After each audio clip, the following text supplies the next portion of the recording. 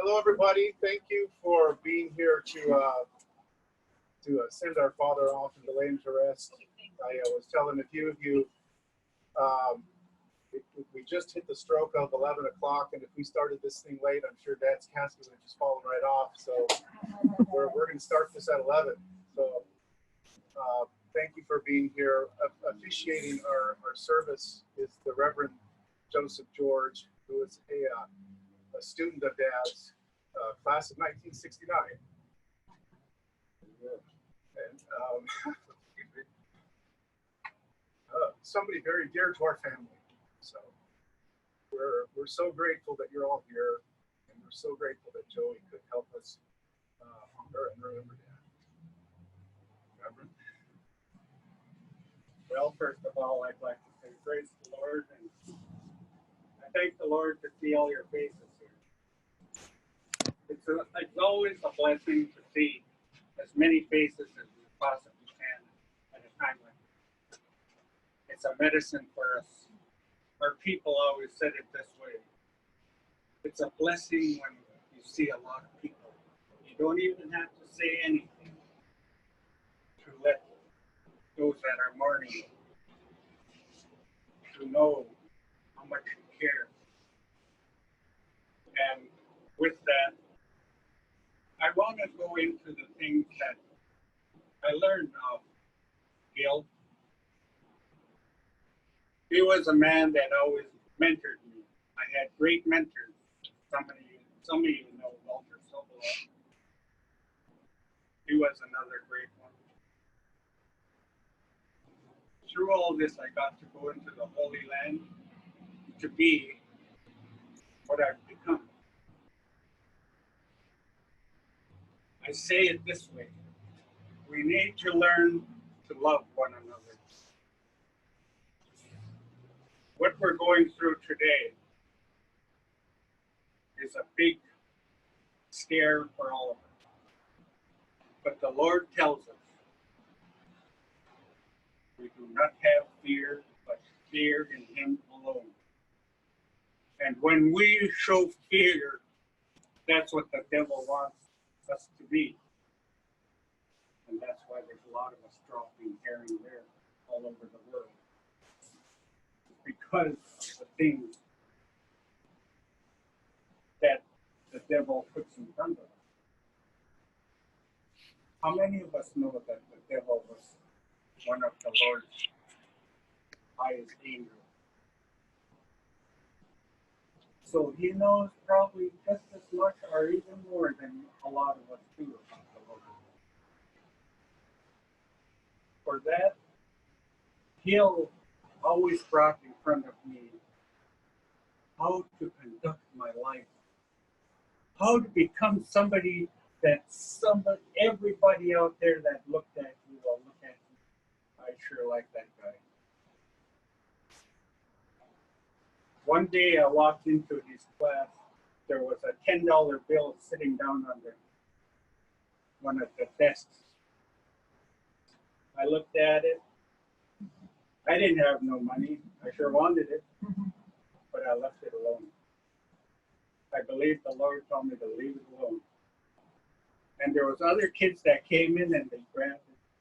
Gil jumped at it right now and just leave it alone. And he talked about it. If there's something that's not yours, leave it alone. Everything that Gil brought in front of me every day, I thank the Lord that I got to listen. And I can go on talking about Gil all day.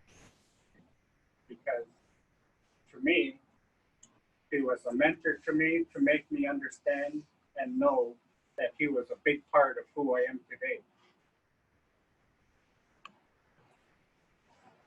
I chose to read out of Proverbs today. When we start getting old, we need glasses, so I have to use glasses.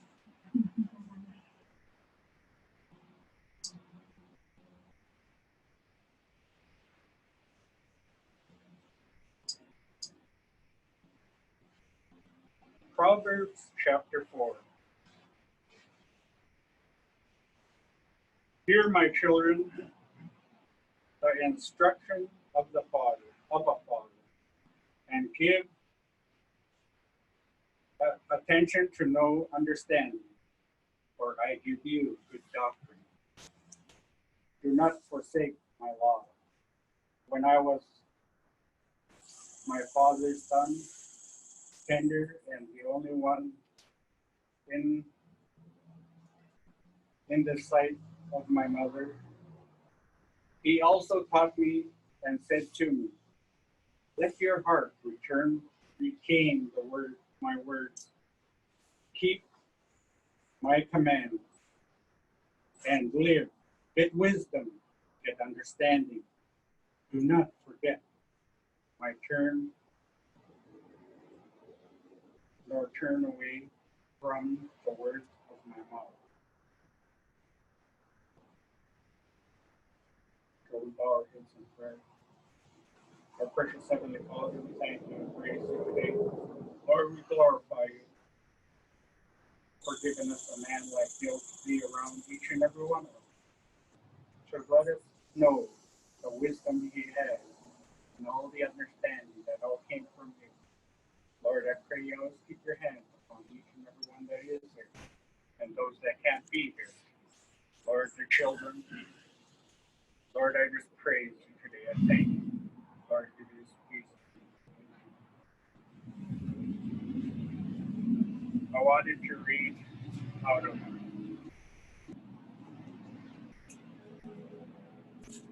my dad used to say this. He went to school, SJ, pretty much a little ahead of Gil.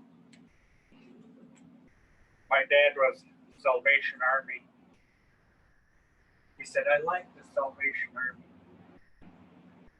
I can get up there whenever I want to. If I have something to say, I can get up there whenever I want to. He said, that's what I liked about the Salvation Army. They couldn't say no to me. And I just had to throw that in.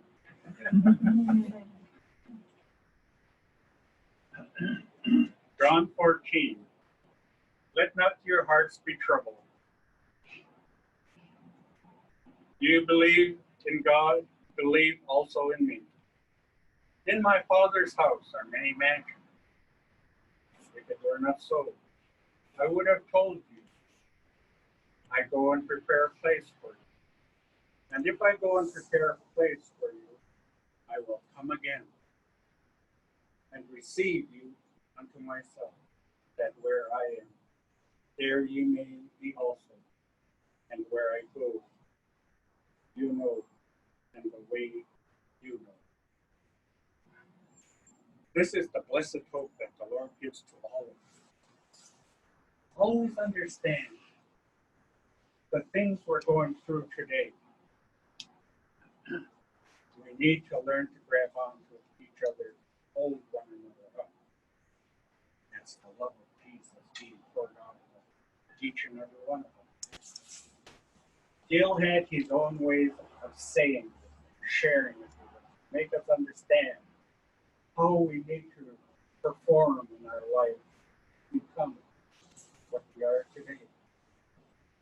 And I thank the Lord that I became somebody that Gil showed me to be. Back then, I never thought of it.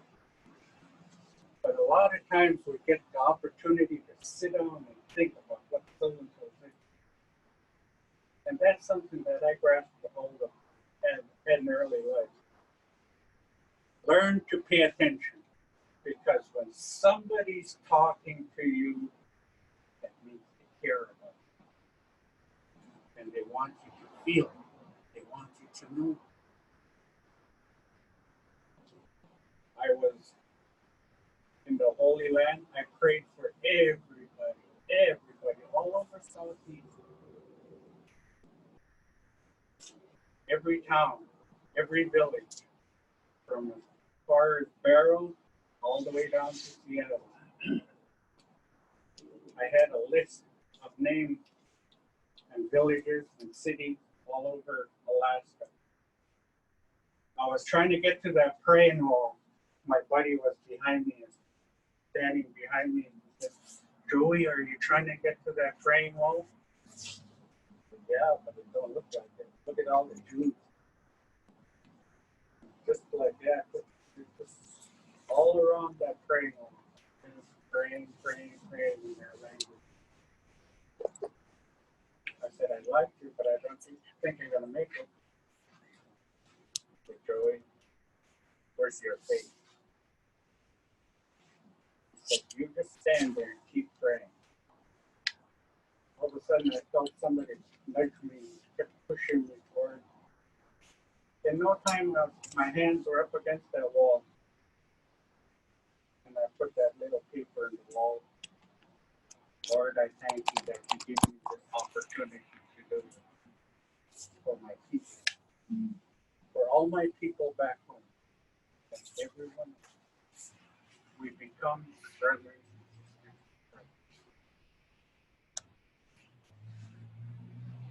These young men here, they need to be prayed for all the time because there's so many things happening today. We're going into what the Lord says, rumors of war. We need to pray for the military. We need to pray for Israel all the time. Every day, my wife and I will pray with my pretty wife standing back there. And next week we'll be married 41 years. And everybody said I was so goofy in my time. You won't even last 20 years. It's just like when I was out in the world, I used to tell everybody, I'll be the happiest man if I ever lived to be 40 years old. Now I'm almost 28 years past. What the Lord can do. Given that opportunity to do something for you, your family, every day there's something to do that you pray about in your family, your friends, whoever. And I just thank the Lord that I get to be a big part of the field last moment here. And I'm going to thank Ken once again for remembering me. The last time I saw Gil, he said, Joey, you make me one of the proudest teachers to become who you are. I looked at him and I said, Gil, it was pretty touch and go for a long time. A lot of times we have the tendency of saying, no, that's not me. I can never do something like that. But when the Lord grabs a hold of you, you'll feel Him. You'll know Him. You'll understand that it's time to stop running. And I just thank the Lord that I get to be here with each and every one of you. To look at everyone in your face and to give a little smile. My little smile, the love of Jesus for each and every one of you. Thank you.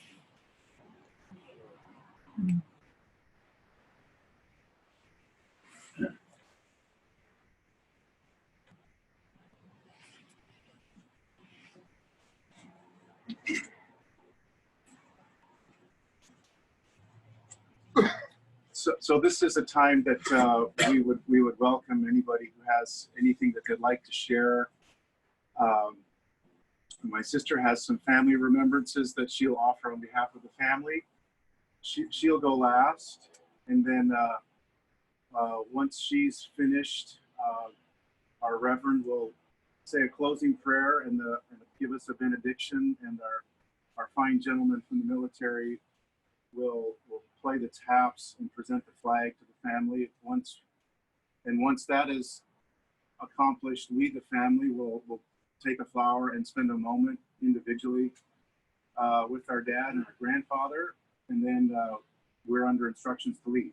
So we're going to try and make that as easy as everybody. If we'll get out of here first. I thought maybe I would spend just a little bit of time to kind of explain why you all are here, who you are relative to one another. We were given, pretty strict requirements to how many people could be here. And as we put down the number of communities that Dad was a part of, we counted like 8 different communities. And mercifully, most of you are doing double duty today. So thank you for that. So I'll just kind of run down what that is. Really, first and foremost, it was just so wonderful that Dad had a clan relative who was also so close to him. So Helen Mercado from the Wushkitan is with us, and also a dear friend of Dad's and Mount Edgecombe co-worker. So there's 3 different of those communities. Thank you, Helen, for crossing 3 for 1. Also very important to us was the tribe, and they've Kathy Hope Erickson has been invited, and but I know she was traveling. And the state government is represented here as well by our principal of the Mount Edgecombe High School. So Bernie's covering like 3 different communities as well. So thank you, Bernie.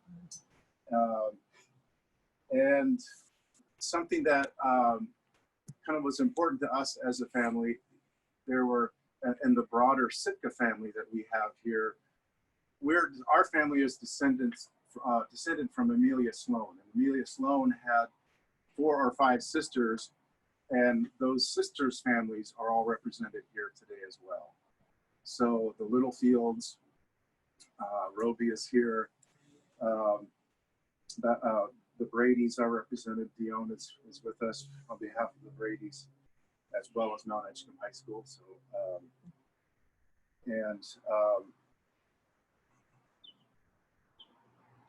help me out here. I have this. Who's our last Sloan family? The Hopes. Yes. Yeah, the Hopes. So Kathy Hope Erickson is covering that as well. Also, finally, Dad's longest lifelong friends. So Herb Diedrichson is here honoring the friendship that Dad had with Herbie. And Christine Gutierrez Horan for Rocky, one of Dad's lifelong friends. Sam Martin, one of the last of the old guard, is here with us. Thank you. And Keith Perkins on behalf of Perkins Brothers. What a blessing to have you here with us, Keith. Thank you. And then, of course, all of Dad's Mount Edgecombe co-workers and good friends. So Lois Rhodes, Rod Nutting, John DeLong, Bob Love, thank you for being here. Thank you for being here with us. So I know that Bob Chastain sent a reading that he wanted. Maybe we could start with whoever was prepared to read for Bob. And also Liddell and Kathy. Oh, thank you. Most important to us in the family, which is why I forgot them. I said this, we had a family gathering last weekend after Dad passed, and Liddell was with us. My brother and his kids were there. And Liddell was a better son than my brother and I were to my father these last 2 years. In just the way he cared for my dad and literally fed him, helped him. And Kathy, I know her as McClenahan Garcia, was the same. Always looked in on Dad, took him grocery shopping.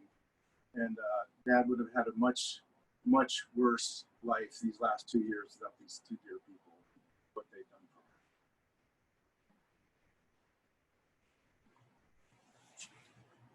her.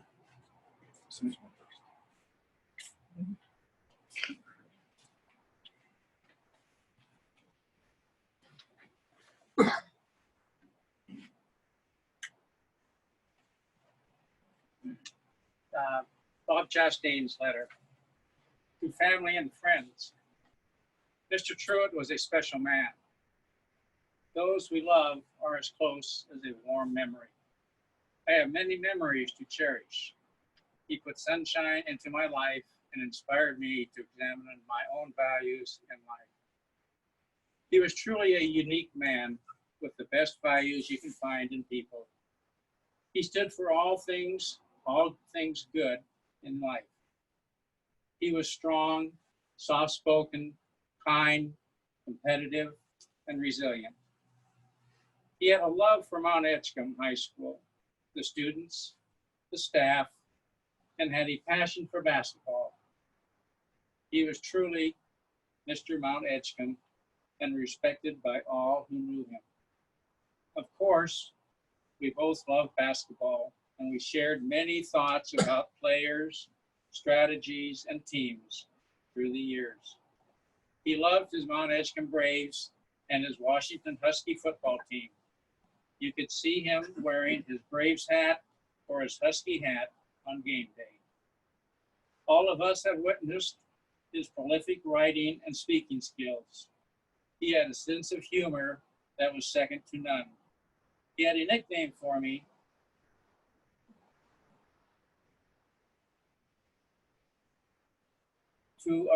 Related to our Pacific Rim emphasis at Mount Edgecombe. We had lost quite a few games in a row, so he called me Coach Win Van Soon.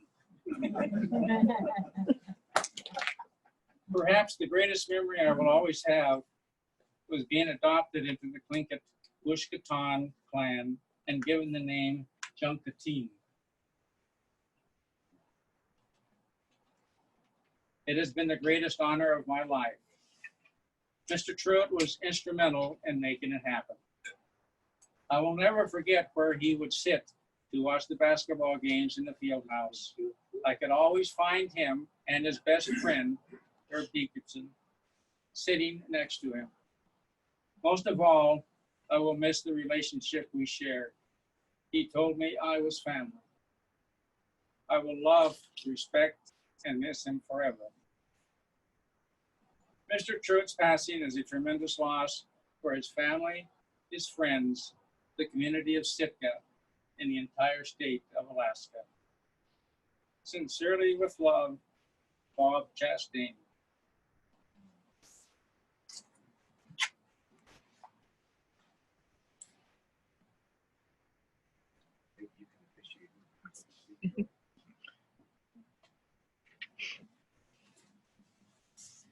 Mine will be very short, but Gil Truitt was a good friend of mine, along with my cohort at Edgecombe. I started there in '76 when we still had the BIA. We went through the BIA, we went through the state, and we just had some great times. But the thing that I remember about him was I would get a phone call and I'd say, "Hello, is this Norwegian headquarters?" He'd say, and I'd say yes, and then I'd tell him, I'd answer his questions. He always had a question or he had some comment to make for me. And that's how I'll always remember him. A very good, fun friend.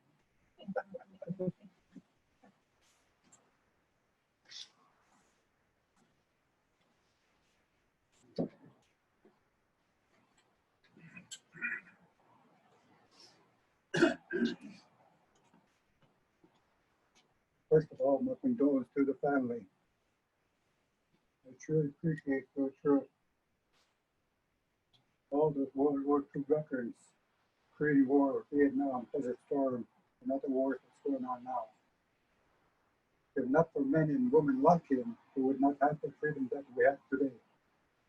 I appreciate it, especially the family.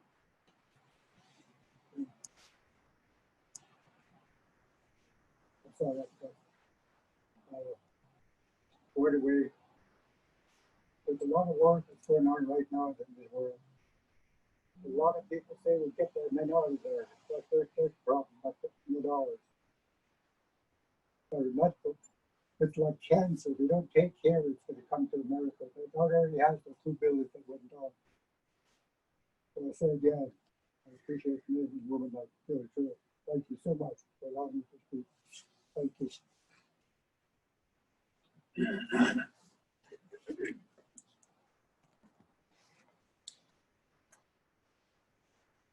Good morning, everybody. On behalf of the Mount Edgecombe High School family, our sincere condolences to the family. I came to Sitka in the year 2000. I came and I was the principal at Blasky Middle School. That first year I got here, I had a good friend named Bill Hutton. He was a principal at the Verstovia Elementary. And we went to a basketball tournament. There was the American Legion basketball tournament. And Bill and I were sitting up in the stands. And Bill got my attention. He said, Bernie, I want you to look right over there. And right coming in the door and right by the concession stand were three gentlemen, Herb Diedrichson, Ray Perkins, and Gil Truitt. And Bill looked at me and he said, Bernie, that's the closest to royalty that you will ever see in Southeast Alaska. Despite all of this, despite this recognition and this reverence for this wonderful man, he knew his students. He knew the students that were there while he was there and worked with them. And he knew the students that we had then. It was wonderful talking to Gil. It was always a great conversation. We have visitors to Mount Edgecombe High School, alumni. They come in, the first question they ask, how is Gil Truitt? How is Gil Truitt? I would later have an opportunity at a game and say, okay, I ran into this person. And Gil would tell us, he would tell me, not only about that student, but about their brothers and their sisters. One of the things that he cherished most, the stories he enjoyed telling the most, were of stories of some of the students who made a mistake somewhere down the line, academically or athletically, some kind of mistake. They learned from their lesson and they went on to greater things in their life. He was so proud to share those stories. It was an honor always to be in his presence. Some people leave a handprint on an institution. Gil Truitt left a heartprint on Mount Edgecombe High School.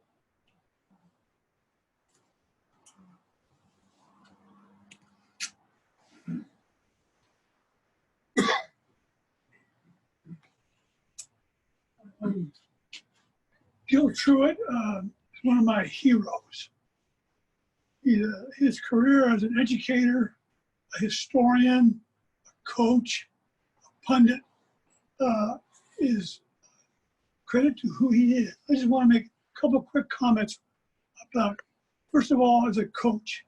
He loved basketball as only he loved Herbie, because basketball in that sport helped train people in discipline, teamwork, dignity of winning and dignity of losing, how to be a man and a woman. And then you've got Gil Nittings. Gil spent most of his time trying to eulogize and build up other people, very seldom asking for recognition for himself. And Gil Nittings will forever be a testimony to all those people that Gil loved and he took care of. As important as all of that is, my personal belief is his best thing was Gil the man. Quiet, confident, humble, never lost common touch. And he's much my senior, and we had a special relationship. He called me from time to time. He was working on helping somebody else if I could give a hand. But I will say again, he is one of my heroes. He's a blessing to Sitka, to Southeast, to the state. And I hope, and I know he's with the Lord today.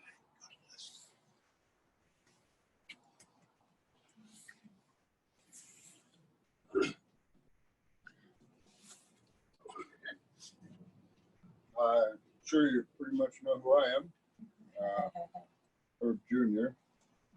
And Gil was very unique. There's a few people in this, when growing up, that I had high respect for. And John Barbridge, Gil Truitt, And somebody mentioned from from Tennessee, Walter Sobolev was three of the people that when I had grown up with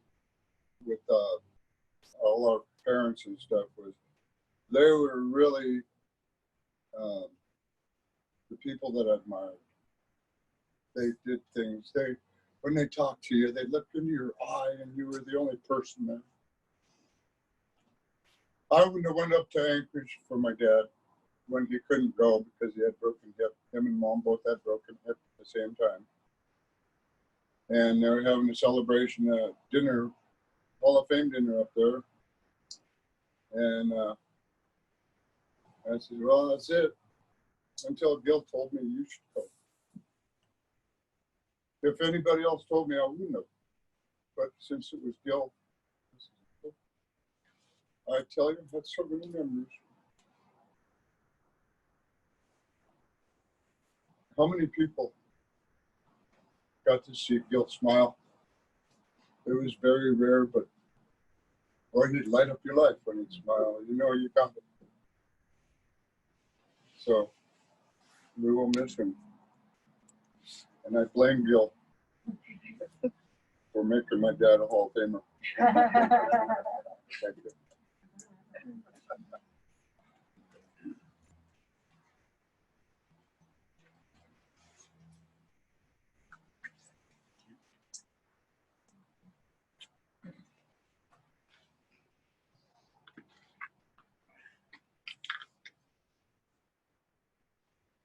It's good to see all you guys here. So many of you I worked with. Gil was a special person. He grew up across the street from me. A little house just a little further up on the other side of the road. I got to watch him and the other boys of his age that played baseball. The baseball field was where the visitor center is now at Totem Park. There used to be a little rock wall that sat down there, and I sat down and watched them play. Myself, I never got to play baseball. It was one of those things that happened because my family were fishermen. When baseball season came, I was gone fishing. Never had a chance to play. But I was sitting there watching them one time, and Gil hit a ball. I was sitting on a little rock wall that was there, and I reached up and grabbed it. He came out and lectured me. I'll never forget. He said, "Don't do that ever again." It never hurt. I still remember that. Other things I remember about Gil is basketball. And he knew I loved basketball. Him and I had an ongoing argument, which would go on forever. We had 1959, Gil and Jackson had a tremendous basketball team. For some reason or another, in the Southeast tournament, our team fell apart. It happens sometimes. Good teams sometimes will just get nervous and can't hang on to the ball. I don't know why, but we lost to Edgecombe in the tournament that year. I always told him it was an upset, and he disagreed with me. 2 years later, actually it was the next year, a year later, in the tournament we were playing against Edgecombe, and we beat Edgecombe, and he called it an upset at that time. So this has been an ongoing argument for a long time. And I'm sure when I get to meet him again, it'll go on. But he was a special person. when I got on the Sitka tribe back in about 1998, 1999, somewhere in that area, Gil stood behind me and at times in front of me. There were times when I was working for Search Hospital that we had disagreements with him. And I brought things before the tribe about Sitka tribe, about Search. And when it came time to talk with the head officials of Search, Gilbert A Truitt wouldn't let me get up and talk, and he did the talking for me. I've always respected him for that. He's something special. And he helped me learn more things about Sitka tribe. And I don't know if I was ready for it, but I hope I am now. Thank you.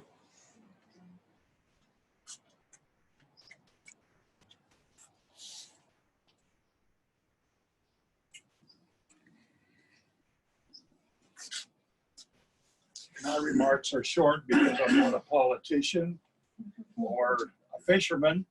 But back in '71, when I went to Mount Edgecombe to teach, I was asked to help coach the girls basketball. And so in the next few years, there were several of the coaches that were pushing hard to get girls basketball to be a part of the Southeast tournament and officially recognized.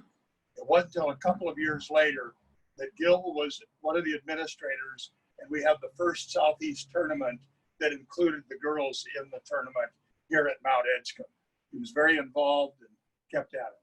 But one of the last, I respect him very much, and one of the last contacts that I had in recent times was, Rod, what time do the Huskies play? What channel?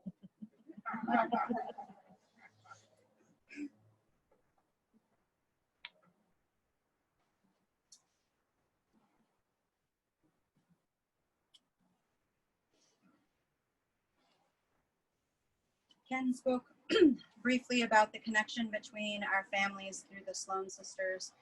And that connection was also through a place that they called the Cottages, out by what's now Totem Park, and families who lived out there. And then there's also that connection with my late grandmother, Isabella, having worked at Mount Edgecombe for 14 years, that Gil was there. And then, of course, I graduated from Mount Edgecombe in 1991. So my first 2 years at Mount Edgecombe were Gil's last 2 years before he retired. And when I think of him, I think of so many different things. He was obviously a gentleman and a scholar and an educator. And then I found out when our families were able to meet last week that he was also an artist, which I did not know. Although you could guess it from that really meticulous writing that he would do on the different things that he was asked to provide the writing for. But when I think of him as an alumna of Mount Edgecombe, I tend to think of probably 3 words, which are tradition, discipline, and respect. And when we actually went to visit, our 2 families were visiting after Gil passed, I actually had been trying to finish a workout at the gym, and we were set to meet at, I think it was 8:30. And I was still wearing my workout clothes, and I stopped, and I was gonna drive over, and then I said, no, but I can't do that. There's no way, because when I was at Mount Edgecombe, the rule for family night dinner was that you dressed nicely for family night dinner on Thursdays. It didn't matter if you were an athlete coming off of a hard practice, you went to your room, showered up, you changed, and you dressed formally for that Thursday dinner. And so I could not for the life of me bring myself to go over in shorts and a t-shirt after a workout, because he was so traditional and so formal. Discipline for sure, but the thing about people like Gil and my late grandmothers, they had very high expectations for people, but they held themselves to those same expectations. So there was no hypocrisy about that discipline. And so you knew that it was coming from a real place. And then, of course, respect. my partner was talking about being a referee for Mount Edgecombe and Sitka games, and about, you know, how he liked reffing the Edgecombe games because the crowd never booed him. And he said, wow, they must really like me over at Mount Edgecombe. They don't boo us. And then he said he came to find out that, you know, if the crowd would start to boo, that Gil would go over and talk to the crowd. And I told him that was only the very, very tip of that iceberg.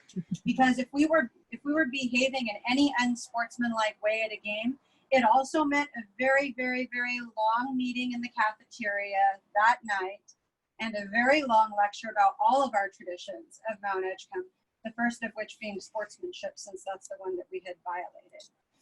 But these are the things that we were taught, not just because it was about how to be a brave and how to be at Mount Edgecombe, but these lessons came from a place where they wanted us to be better people.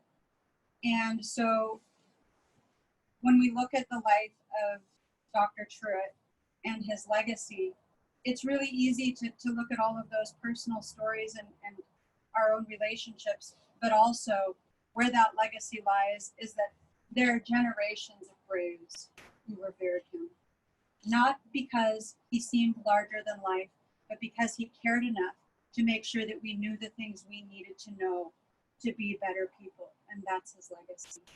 And I will always be grateful to have been a part of that. Thank you for the opportunity to be here. I know that we had to keep the crowd small, but for the chance to say my own goodbye.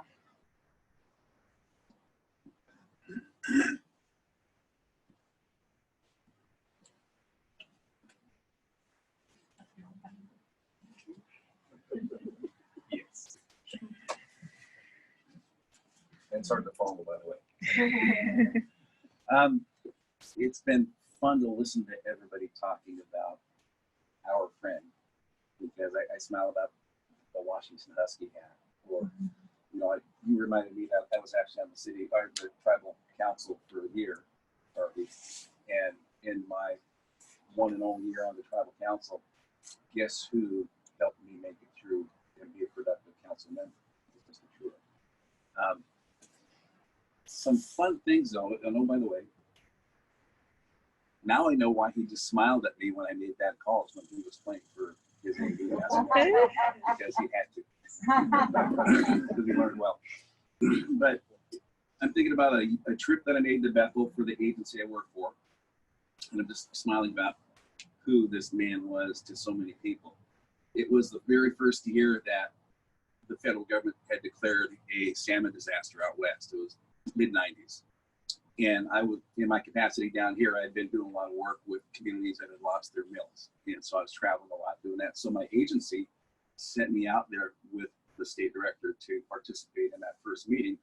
And it was the first meeting of all of these villages around Bethel for the first time that June. What was really fun, excuse me, what was really fun was, since it was the first time they got together, they all had to say hello to each other properly, which meant everybody had to introduce themselves. And I was the last guy to introduce myself, because me, I was just the little guy in the corner. But I made the mistake of saying, Keith Perkins, Sitka. And then we broke for lunch. I didn't get to eat, because I think every one of them got in line to come say hello to me, and they wanted to know how your dad was doing. That's what they wanted to know. How's Mr. Truitt? That was way cool for me to talk about the breadth of the impact he made across so many families. You know, that's well beyond. What I truly enjoyed was my dad's friendship with him. I mean, that was pretty special. And I really enjoyed listening to those two talk, because it was about everything. It wasn't just about basketball. They were so busy talking about how to help make things better for whatever they were involved in. That was really fun for me to watch. I loved how much my dad would smile around Gil and have those conversations. For me, what I really liked was, as I grew up and tried to be a little bit more productive in my life, guess who became a quiet mentor to me on how to be a better person? We'd have these fun little conversations. All along the way, whether I was getting involved more in officiating sports or if I was getting involved in civic activities. I'd always have these fun little quick conversations from your dad, trying to help me be good. And then probably the most special part for me in the relationship between me and him as life got on was actually when he knew his time was about up, and starting about 4 or 5 years ago, he would stop by my office 3, 4, 5 times a year. And it was to give me something that he thought that he had collected along the way that was important for me to have. But it was never without another conversation. And it was always with a little bit more of a teachable moment on how to be a better person. He never stopped helping people look to get better. And that's the part I always enjoy. Yes. When Liddell last told me, one of his last updates to me about how Mr. Truitt was doing, this is a while back. I'm thinking like a month ago or so. Just out of curiosity, I Googled my friend Gil Truitt, because you're right. When I got on the Sports Hall of Fame board, the selection committee, a couple of the guys said, that guy's tenacious. And it was about Gil Truitt's effort to get your dad into the Hall of Fame. I mean, it's just everywhere I went, there was Gil's footprints everywhere. I love the heart print thing, but it was so fun to see all the different things he was doing for everybody else. What I really liked is when I did that technology thing called Google, it was so nice to see how many different organizations had chose to honor him instead of waiting until now. They had made sure he was recognized for everything he'd been doing in life. And that made me smile, because too often we wait until it's too late to say thank you to somebody. So I loved seeing that, because what a legacy. What a legacy this guy has left behind. I would smile and say the biggest legacy is in the kids that he raised inside the household. But outside that home, an incredible human being. And that's what I smile about. So thank you for letting your dad take care of all of us like he did. Especially the guy that won't yell at me for taking back.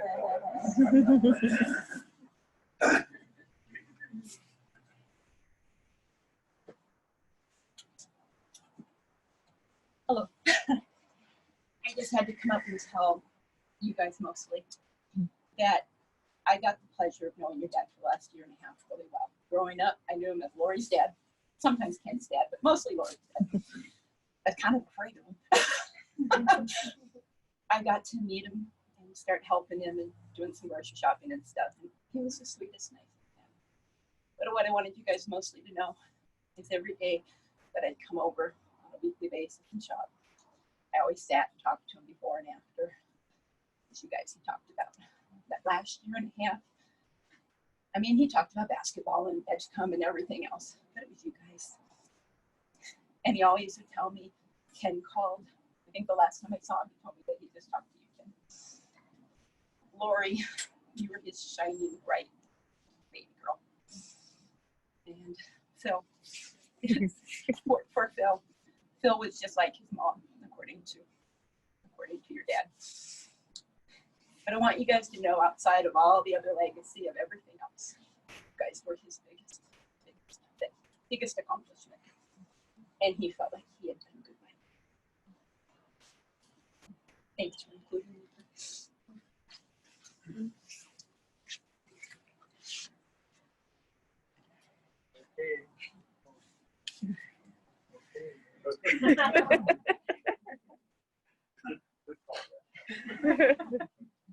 Many today have described my dad as a public figure. I wanted to offer you a little bit of what he was like as a father. One of my favorite early memories of him was when he would take us fishing on the footbridge on the island. I was probably 3 years old. Would regularly cast our line and get it stuck underneath the dock. He would patiently climb over the rail and lean way over to get the line unstuck. I was so young that I thought he was defying death every time.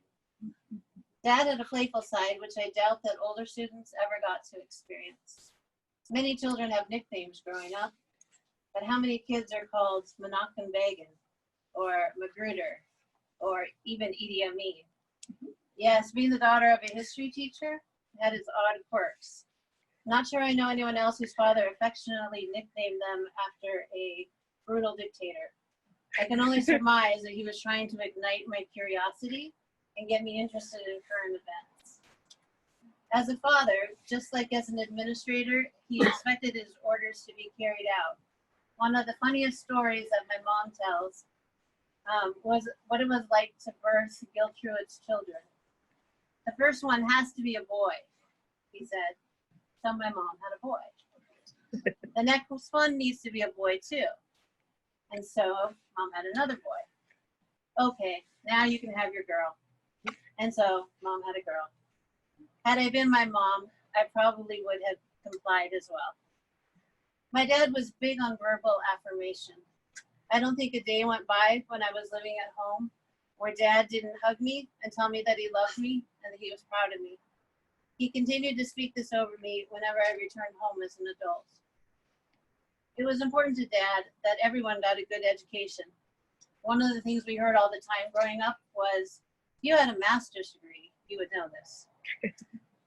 When dad was awarded his honorary doctorate degree, and Ken, you can help me if I get this wrong, he was asked what he would like it to be in. And since my brother Ken was graduating with a law degree the following week, dad asked for a Juris of Law degree so that he could stay one step ahead of us. I was able to get the best of them once though. I had the honor of teaching the college course at my alma mater, Concordia University. Teaching the college class is the one thing my dad never did. I'd walk around on my vacation home in Sitka saying things like, well, if you had ever taught a college course, you would know this. Gilbert A Truitt did not find this funny. My dad was generous. Mom says dad would tell her to do all of the Christmas shopping every year. And every year on Christmas Eve, dad would decide there weren't enough presents under the tree and he would go shopping. We always had a ton of presents to open. I want to close with two things. As I was sorting through some of my dad's paperwork yesterday, I came across his words at Herb Diedrichson's funeral. And I thought his words then could instruct us on what dad had found important. I'm jumping in kind of the middle here. Spend more time with the sick and dying.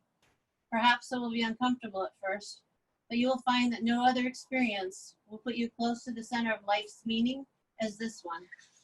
The sick and dying usually do not pretend about what's important. They're not worried about what is politically correct. They talk about memories, joys, and regrets. Listen carefully and you will learn what matters most. They speak of the simplest things as though they were gold, but they speak not at all of those things we often mistakenly value like gold. Their words carry a power, a force like no others. And each time you leave their company, you cannot wait to get home and hug those you love. If you want to make a difference in life, you must know what truly matters in life. Herb knew what was important: devotion and dedication to his family and faith in the Lord.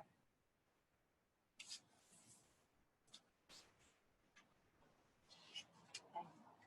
And then finally, I wrote a poem for my dad that I was never ever able to read to him. So maybe he's looking down for heaven and can hear it now.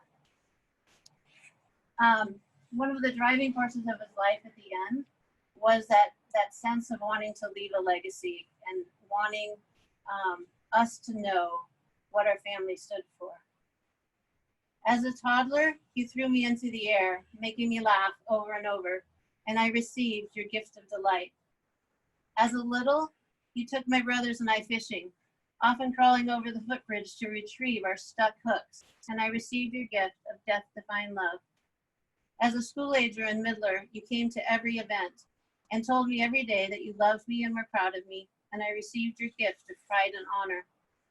As a high schooler, you left me room to grow and space to think my own thoughts, and I received your gift of trust and belief in me.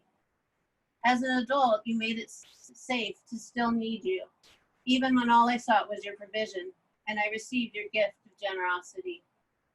As your peer, you trusted me with your story of extreme poverty, abuse, slain parents, grit, and I received your gift of vulnerability and raw strength. As your child, you've let me come full circle and allowed me to lead you and Mom, receiving from me my gift of gratitude. Your legacy is safe with me, Dad. I've been collecting it all of my life.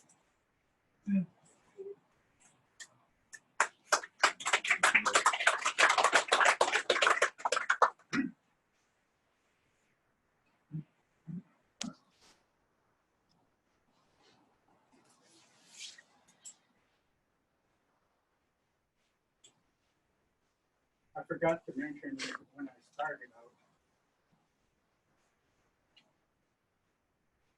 And Bill was a teacher to a lot of people in Rangoon. I was shocked. Yesterday I went to church. And one of the ladies, she's in her 70s, I was really happy that I was getting to be a part of it.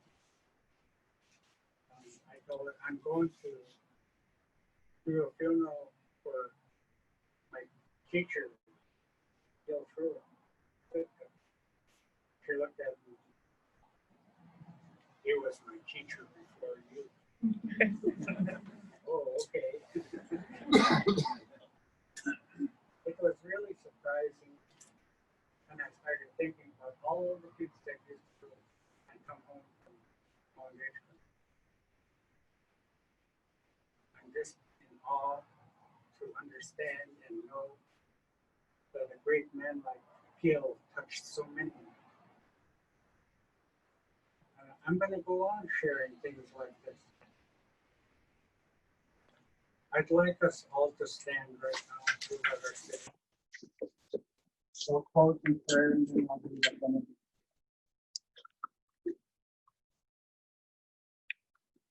Let's look to the Lord. Our precious Heavenly Father, we come to you in the mighty name of Jesus. Lord, we pray Lord, I pray you covering us with your precious blood, shielding us from any kind of harm, our children and grandchildren also. Lord, I pray that you come down around the family. Always let them feel your precious and all over each and every one of them together. Lord, go with us when we go our separate ways into our homes and camping days. Lord, we just thank you. Lord, we praise you.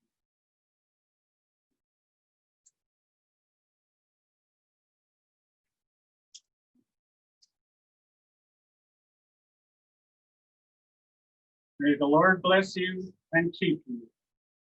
May the Lord make his face shine upon you and be gracious. Hold you. The Lord turn his face toward you and give you peace. Go with each and every one of you. May the Lord give you peace.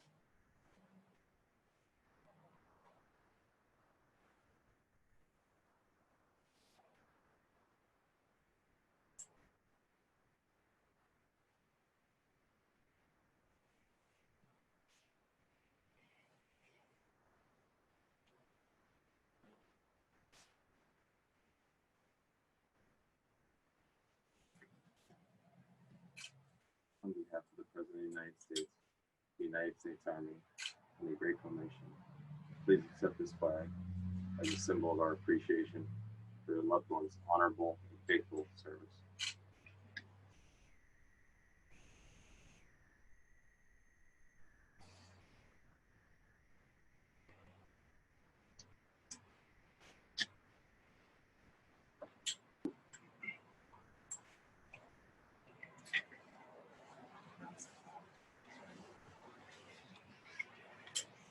At this point, we, the family, will take a flower and spend a moment, and then we will leave.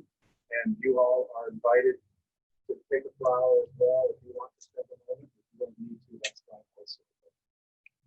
On behalf of the family, again, thank you all for